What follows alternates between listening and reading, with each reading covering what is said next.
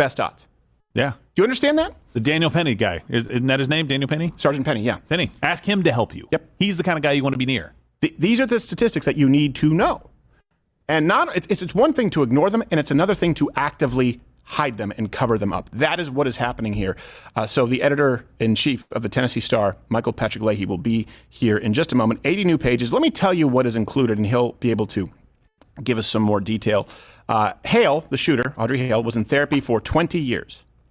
Was prescribed multiple different psychoactive medications, buspirone, Lexapro, escitalopram, and I believe also hydroxyzine.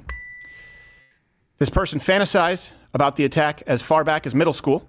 Insane to me. Had written about it, which, by the way, is relevant to our Chippewa Falls exclusive. Multiple potential shooters. Multiple potential shooters. In the middle school age. Which was also hidden. Yeah, just remember that's like a 12, 13-year-old kid. This attack was planned for 5 years. This person called the suicide hotline 5 times.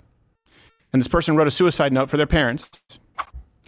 Now, if that just existed in a vacuum, you'd say, well, this is just one person.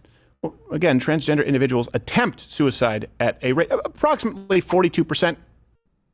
Wow. And post-op transgender people are still 19 times more likely to actually commit suicide versus the control groups. Now, it's hard to say pre-transition and post-transition because they decide not to study that.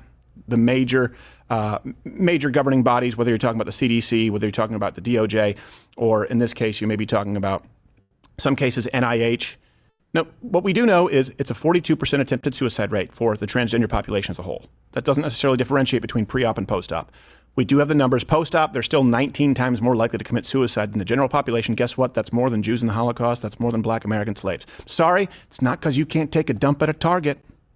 Which you can now. You can totally take a dump anywhere in Target. Yep. You can do it right there on the Starbucks floor. Like you can. Or the ones that still unfortunately have subways. Yeah. Oh, gross.